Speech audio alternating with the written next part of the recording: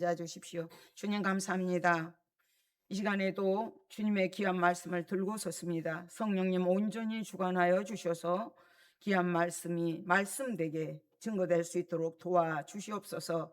감사드림의 소리또 이름으로 기도드립니다. 아멘. 오늘 제목이 그리스도 안에 행복입니다. 제가 이렇게 인터넷에서 찾아보니까 행복은 마음에서 시작된다 그랬더라고요. 행복은 마음에서 시작된다. 목표는 행복을 이끄는 나침반이다. 행복은 언젠가 오는 것이 아니라 내가 연습하는 것이라 이렇게 나왔더라고요. 그러는 세상 사람들이 말하는 그런 것들이죠. 이렇게 채우고 나면 채워진 것 같은데 또 그것이 아니고 또 계속적으로 갑니다. 그러나 성경 안에서는 그리스도 안에 있는 자들이 행복하다고 말을 하고 있습니다. 왜냐하면 지금 노마서는 딱 그 성경에서 노마서가 반지에 비교한다면 반지의 보석과 같아요. 그런데 8장은 그 보석의 광채처럼 빛나는 거거든요. 계속적으로 우리가 누구의 종이 되어야 될 건가? 정말 사탄의 종이 될 건가? 하나님의 종이 될 건가? 의의 종이 될 건가? 불의의 종이 될 건가? 사도 바울이 계속적으로 그랬죠. 지난번에도 우리가 의에 순종할 건가? 불법에 순종할 건가? 내 안에 선을 하기를 원했지만, 내가 거듭난 자로서 선을 행하기를 원했지만 내 안에 두 마음이 싸우고 있다. 오라 나는 망하리로다. 이 사망의 법에서 누가 나를 구원하랴. 그렇게 외쳤어요. 그 애침이 사도 바울의 애침만은 아닙니다. 우리 모든 자들의 외침이고 절규입니다. 우리는 내가 누구인지를 먼저 바로 알아야 돼요. 독일의 철학자 쇼펜하우어란 사람이 어느 날 공원의 벤치에 앉아서 가만히 깊은 생각에 젖어 있었습니다. 그랬을 때 이제 공원지기가 깜깜하니 문 닫을 시간이 돼서 관리인이 아무리 소리를 질러도 이분이 듣지를 못하고 앉아 있는 거예요. 그래서 이제 관리인이 쫓아가서 당신 누구요? 그렇게 물어봤습니다. 더 어두워지기 전에 집으로 돌아가시오 했더니 이분이 하는 말이 그게 제 고민입니다. 내가 누구인지를 모르겠소. 자기는 내가 누구인지를 모르기 때문에 그 고민에 나는 누구인가에 빠져 있는 거예요. 깜깜하도록 깊은 묵상 속에 빠져 있었습니다. 이게 나는 누구인가를 바로 알아야 돼요. 내가 누구인지를 아는 사람은 내가 누구인가 자기를 이해해야 되고 이해하게 되거든요. 근데 이 질문이 내가 누구인가가 쉬운 것 같은데 이 대답에 선뜻 말하기가 쉽지 않고 알기가 쉽지 않습니다. 인간은 왜 그러냐면 나라는 존재가 관계 속에서 맺어지기 때문인 거죠. 관계 속에서 자기를 이해하게 되기 때문에 나는 누구인가에 계속 고민하게 돼요. 나는 누구인가는 나는 누구의 것인가가 들어있기 때문이에요. 나는 누구인가? 나는 누구의 것인가? 반드시 우리를 만드신 분이 계시잖아요. 창조자가 계시잖아요. 그렇기 때문에 나는 누구의 것인가? 이것이 해답을 얻을 수가 있고 또 나는 누구의 것인가를 알 때 목표 지점을 가게 되는 거죠. 이게 쉬운 것 같은데 그렇지 않아요. 우리는 오늘 본문에서도 나오고 노마서에서 계속 말씀을 하셨습니다마는 우리를 지으신 분 하나님, 우리를 구원하기 위해서 생명을 주기 위해서 이 땅에 오신 분, 또 그분이 우리에게 죄값을 우리 대신 십자가에서 지신 분, 그 값을 치르신 분이 그리스도셔요. 그렇기 때문에 우리는 그냥 막연하게 살아서는 안 되는 존재들입니다. 우리는 그분의 지으신 그 목적에 맞게 살아야 되고, 내가 분명히 하나님의 백성으로, 하나님의 자녀로, 하나님의 아들, 딸들로 살아야 됩니다. 그렇기 때문에 우리는 아무렇게나 살아서는 안 됩니다. 그러면 그리스도 예수 안에 있는 자들이 행복하다, 이렇게 말씀하고 있는데 왜 행복한가를 한번 살펴보겠습니다. 말씀 1, 2절에서 예수 안에 있는 자들이 행복하다 그래요. 정죄함이 없다. 한번 말씀 띄워줘 보실래요? 같이 한번 읽어봐요. 답이 딱 나와 있어요. 이것도 딱 두 가지거든요.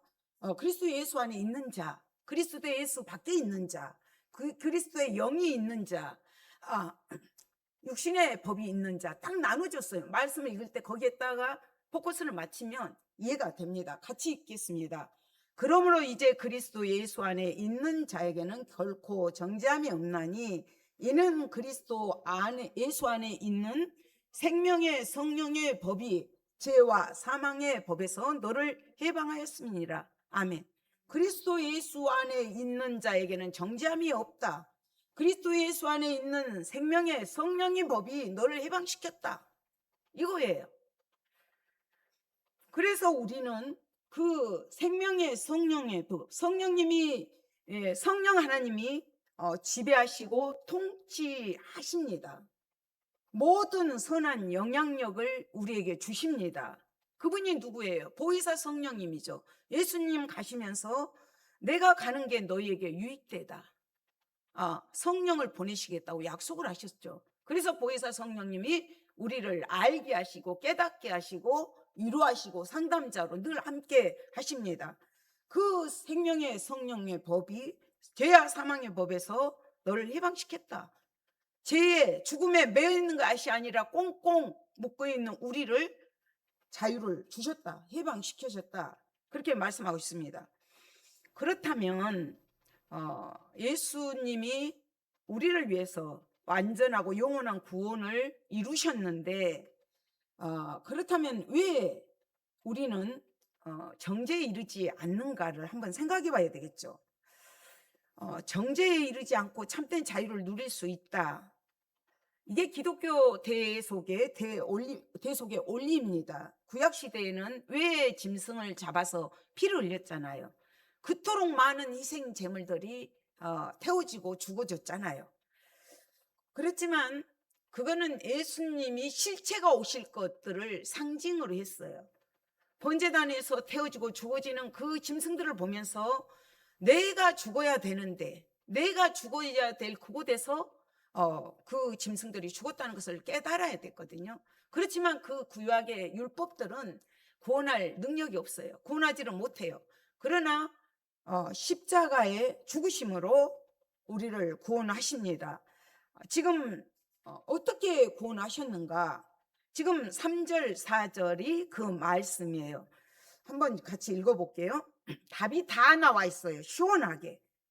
같이 읽겠습니다. 율법이 육신으로 말미암아 연약하여 할 수 없는 그것을 하나님은 하시나니, 곧 죄로 말미암아 자기 아들을 죄 있는 육신의 모양으로 보내어 육신의 죄를 정하사 육신을 따르지 않고 그 영을 따라 행하는 우리에게 율법의 요구가 이루어지게 하려 하심이니라. 아멘. 율법은 하나님이 율법이 요구하는 그 의를 이루지 못해요. 그렇기 때문에 의롭다 할 수가 없어요. 율법은 우리를 성결하게도 깨끗하게도 할 수 없어요. 우리를 죄책감으로 몰아넣지만 그 죄의 힘으로부터 자유함을 줄 수도 없어요. 우리가 용서와 은총을 구하지만, 죄는 깨닫게 하지만 해줄 수가 없어요. 율법은 그래서 약해요. 우리가 처해진 상태에서도 정죄의 자리에 내버려 둘 수밖에 없는 게 율법이에요. 그러나 하나님의 법은 연약하여 할 수 없는 것을 하나님은 하셨다. 죄로 말미암아 자기 아들을 죄 있는 육신의 모양으로, 죄가 하나도 없으신 예수님을 성육신하게 보내셨어요. 물에 빠진 사람 구하기 위해서는 수영 잘한 사람이 필요한 것처럼 죄에 빠져 있는 우리를 구원하기 위해서는 죄가 하나도 없으신 분이 오셔야 돼요. 예수님은 육신의 모양을 쓰고 오셨지만 죄는 없으신 분이에요. 그분이 내 죄를 위해서, 우리의 죄를 위해서 십자가에서 못 박히셔서 돌아가셨어요. 그걸로 인하여서 우리가 의롭다함을 받았습니다. 육신의 죄를 정했다. 하나님의 거룩한 사역으로 우리가 특혜를 받은 거예요. 율법이 요구하는 그 의를 이루었다. 오직 의인은 믿음으로 말미암아 살리라. 의인은 오직 믿음으로밖에 구원을 받을 수가 없습니다. 그래서 예수님은 십자가의 죽으심으로 말미암아 단번에 매번 예배 때마다 제사 때마다 그 짐승들을 잡아야 되는데 예수님 십자가의 죽으심으로 단번에 완전하게 영원히 과거, 현재, 미래의 죄를 다 대속해 주셨습니다. 이것이 복이에요. 이것이 복이에요. 그리스도 안에 있는 자들은 정죄함이 없어요. 생명의 부활로 가는 거예요. 믿지 않는 자들 심판의 부활로 가는 거예요. 그래서 우리는 그 하나님이 영을 보내주셔서 그 영을 따라서 행하는 우리에게 율법의 요구를 다 이루어지게 하셨다. 그렇게 말씀을 하셔요. 아무런 공로 없이 죄인인 우리가 의롭다함을 받게 되었고 영광을 얻게 됐어요. 그것이 감사할 일이에요. 그렇다면 율법이 할 수 없는 것을 하나님이 하셔서 구원해 주셨어요. 독생자를 이 땅에 보내주셨어요. 내가 부활이요 생명이 나를 믿는 자는 죽어도 살겠고 영원히 산다는 것 예수님 말씀하셨습니다. 그렇다면 우리는 어떻게 살아야 될까요? 거듭난 우리, 성령을 모시고 살아간 우리, 하나님 나라가 우리 가운데 임한 우리는 정말로 예수님을 따라서 살아가야 되는데, 하나님의 영을 따라서 성령을 따라서 가야 되는데, 우리 안에서 사도 바울이 고백했던 것처럼 두 길이 있어요. 두 길. 거듭난 자인데도 두 길이 싸우고 있습니다. 그 두 길이 육신을 따르는 자, 영을 따르는 자 딱 나눠지게 돼 있어요.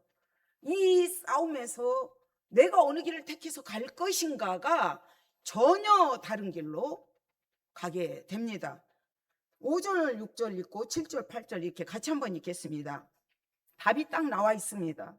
육신을 따르는 자는 육신의 일을, 영을 따르는 자는 영의 일을 생각하나니 육신의 생각은 사망이요 영의 생각은 생명과 평안이니라.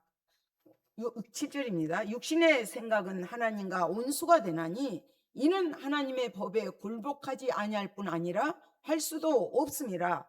결론이죠. 8절이 육신에 있는 자들은 하나님을 기쁘시게 할 수 없느니라. 육신을 따르는 자, 제 길을 가는 거예요. 그 성령님이 일하시도록 하지는 못하는 거예요. 육신의 소욕을 따라가는 거예요. 과거 죄에서 종노릇하던 그 습관이, 그 버릇이 남아있어요. 그것이 틈만 나면 그것이 일어서거든요. 타락한 삶이란 것은 성령의 뜻이 육신의 소욕에 지는 것이거든요. 이겨야 돼요. 육신을 쫓는 길은 결국 하나님과 분리된 절망의 길이고 사망의 길이고, 육신의 생각은 하나님께 저항하는 거예요. 육신의 생각은 깨끗하지를 못해요. 어둠이에요. 죄악된 거예요. 사탄의 일이에요. 그렇게 가고 있습니다. 그렇다면 육신을 쫓는 자, 영을 쫓는 자, 영을 쫓아간다는 거, 영을 쫓는 길은 깨끗한 삶이에요. 성화의 삶을 살아가는 거예요. 그리고 성령의 뜻이 육신의 소욕을 이기는 것이에요. 그것을 이기는 것이고, 성령을 쫓는 길은 마침내 영생에 이르는 생명과 평안의 길입니다. 하나님의 율법의 그 거룩성을 이뤄나가는 거죠. 빛이죠. 너는 빛의 자녀다. 빛과 어둠은 나누게 돼 있어요. 하나님의 영과 사탄의 영, 어둠의 세력들과는 딱 나누게 돼 있어요. 그래서 우리는 정말로 믿음 안에서 거듭난 자들이지만 늘 이것들이 나를 지배하고 할 때 내가 누구의 종으로 가야 되는가? 의의 종으로, 하나님의 종으로 성령을 쫓아서 행해 갈 때 성령님 도와주십니다. 우리 인간의 힘으로는 이길 수가 없어요. 절대로 이길 수가 없습니다. 오직 그리스도 예수 안에 있는 자들이 승리할 수 있습니다. 나는 포도나무요, 너희는 가지다. 너희가 내 안에 있을 때 모든 열매를 맺는다고 주님 말씀하셨어요. 주님 안에 있을 때 열매를 맺을 수가 있습니다.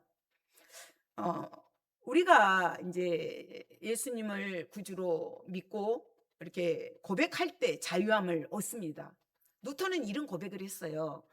이 자유가 마치 부러진 날개를 가진 새가 날 수 있는 자유는 있지만 실제로 전혀 날지 못한 거하고 마찬가지다. 육신의 길을 쫓음으로 죄의 지배를 받은 인간은 하나님께 갈 수 있는 자유는 있으나 실제로는 전혀 갈 수 없는 것과 같다. 결국 육신을 쫓는 자들은 그 당연한 결과로서 하나님을 기쁘시게 할 수 없으며 따라서 하나님과 원수가 되고 만다. 그리고 원수가 되고 분리되고, 또 분리된다는 것은 하나님과 사망으로 간다는 거잖아요. 그리스도 안에 있는 것은 그리스도와 하나 되는 거예요. 연합되는 거예요. 그리스도가 안에 우리가 있는 거예요. 그래서 성령을 따라가게 돼 있어요. 마치 우리가 육신을 따라간다면 이 날개를 부러진 이 새하고 똑같아요. 날 수 있는 자유는 있지만 전혀 날지 못하고 참 자유를, 죄의 기쁨을, 자유의 평안을, 그런 것들을 누릴 수가 없습니다. 여전히 육신이 지배하는 삶을 살 수밖에 없습니다. 육신을 따르는 자는 육신의 일을, 영을 따르는 자는 영의 일을. 육신의 생각은 사망이다. 영의 생각은 생명과 평안이다. 육신의 생각은 하나님과 원수가 된다. 하나님의 법에 굴복하지 아니할 뿐 아니라 할 수도 없다. 하나님을 기쁘시게 드릴 수가 없어요. 잠언서에서 의인의 삶과 그 악인의 삶에서 어떻게 분리를 하냐면, 하나님을 경외해야 하느냐, 하나님을 경외하지 못하고 경홀히 여기느냐. 쉽게 말하면 우리 마음속에 왕의 자리에 그리스도를 왕으로 모시고 살아가느냐, 아니면 내가 주인이 되어서 내 맘대로 살아가느냐의 차이예요. 내가 나를 통치하고 나를 다스리시는 성령님을 따라서 우리는 가야 됩니다. 그래서 성령을 쫓아야 되고 성령을 행해야 되고 성령님을 근심되게 해서는 안 됩니다. 갈라디아서에 보면 성령의 열매와 육신의 열매가 판연하게 다릅니다.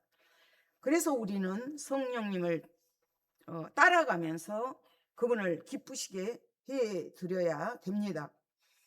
그렇다면 그리스도의 안에 거하는 조건이 있어요.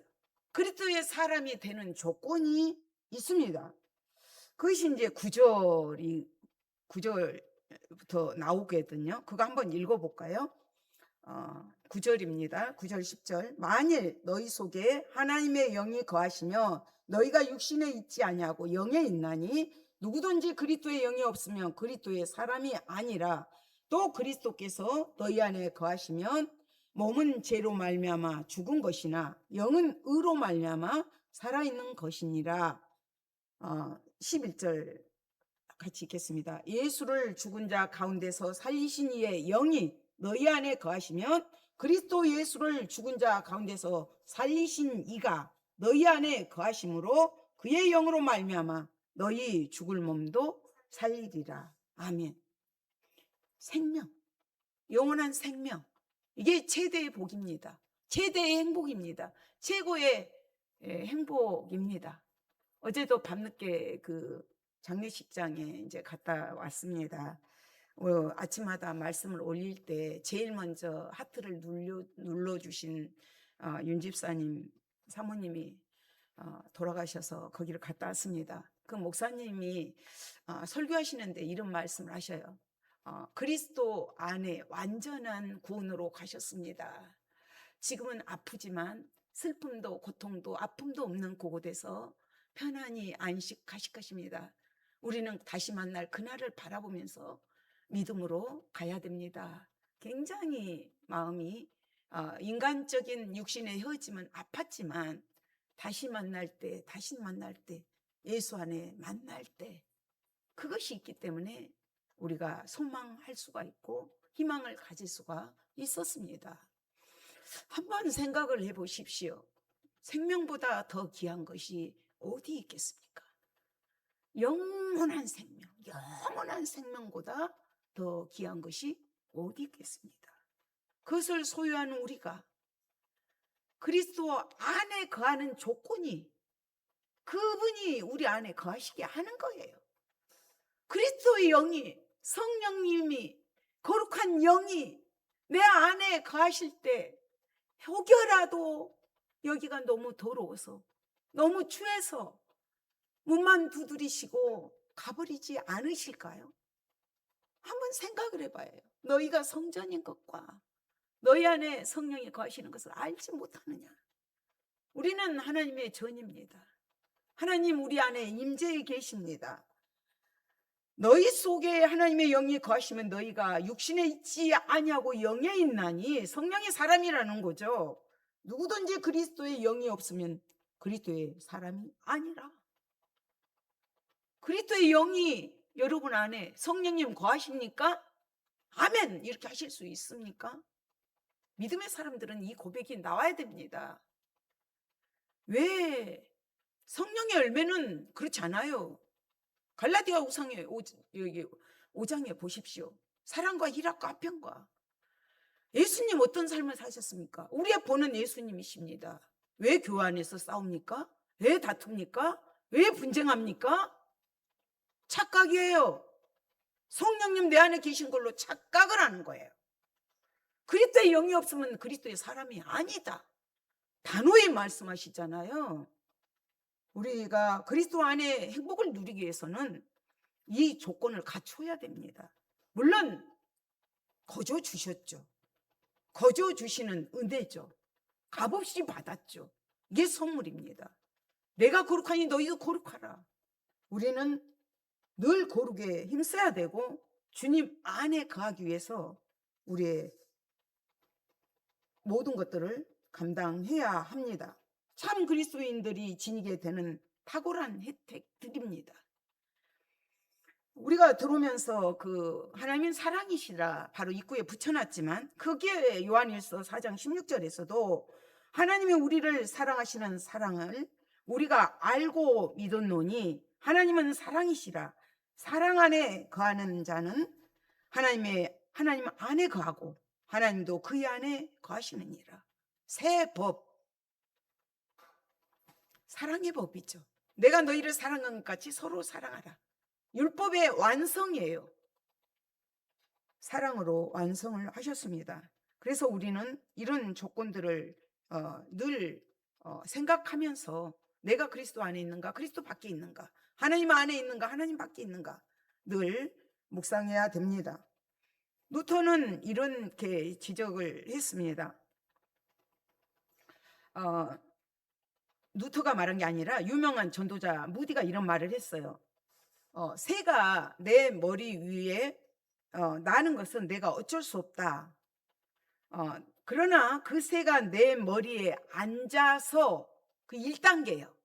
그 새가 내 머리에 앉아서 둥지를 트는 거 2단계예요. 이것은 결코 용납할 수 없다.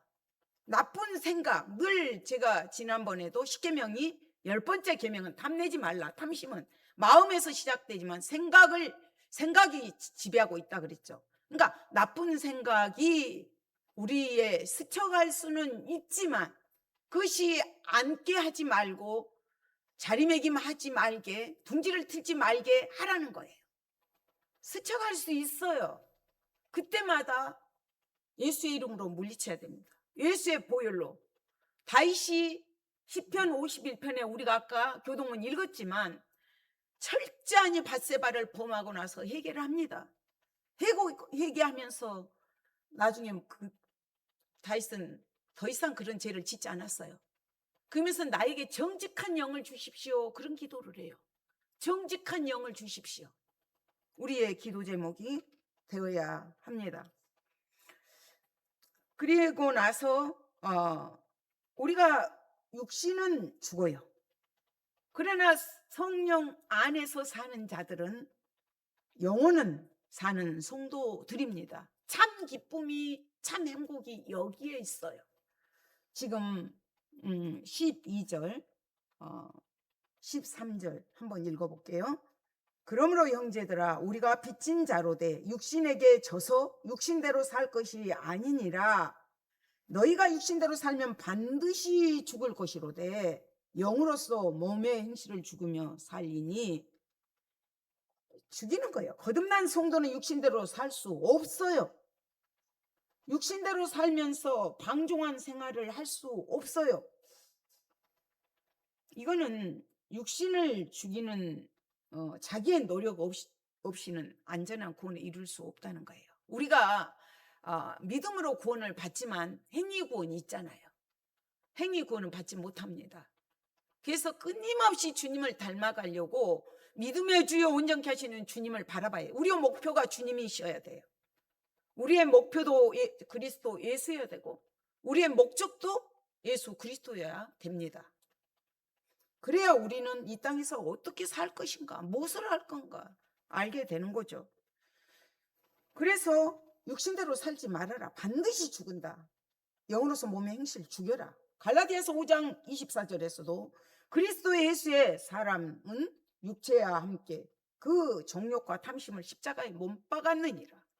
그런즉 이제는 내가 사는 것이 아니라 내 안에 그리스도께서 사신 것이라.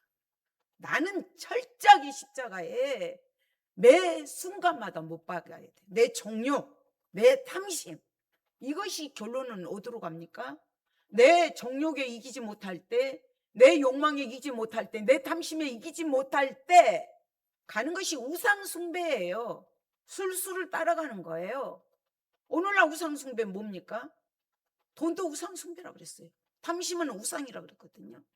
탐심이 뭐예요? 하나님보다 더 사랑하는 것들이 우상숭배고 탐심입니다.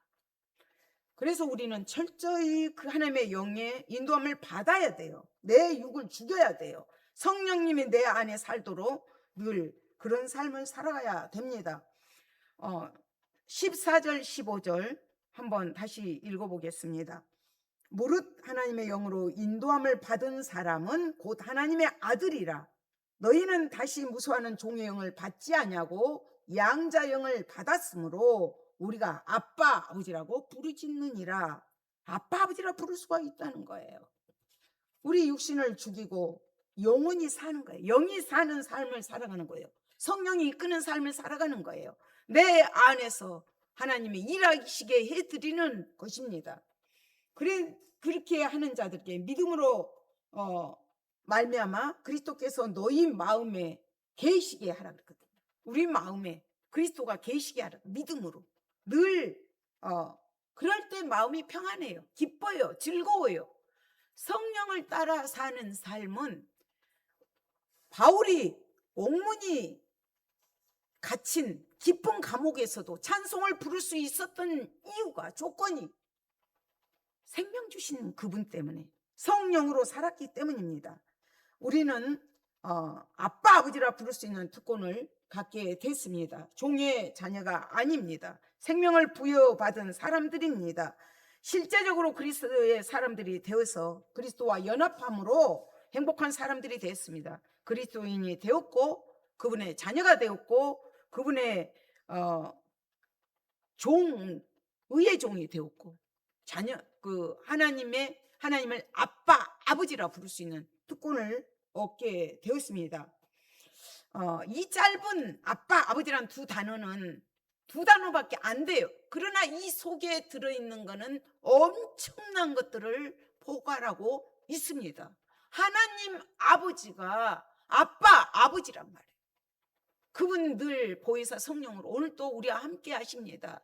우리가 너무 제약들이 간용된 걸 보면서 한탄하잖아요. 나부터, 성령님을 모신 나부터 어떻게 살아야 될 건가. 조동아 시인이 이런 시를 썼더라고요.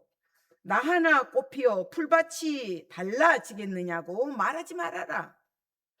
나 하나 꽃피어서 풀밭이 달라지겠냐고 말하지 말아라. 네가 꽃피고 나도 꽃피면 온통 꽃밭이 되지 않겠느냐. 너도 꽃피고 나도 꽃피면 온통 꽃밭이 되지 않겠느냐. 이런 시를 읊었더라고요. 우리가 하나님의 자녀로 영생을 소유한 자들, 그리스도 안에 있는 그 행복한 삶을 우리가 살아낸다면, 한 사람 한 사람이 우리 안에 성령이 거하시는 전으로 하나님의 나라를 이루어 간다면, 제가 행복한 방주교회 이름 지었잖아요. 잘 지었잖아요.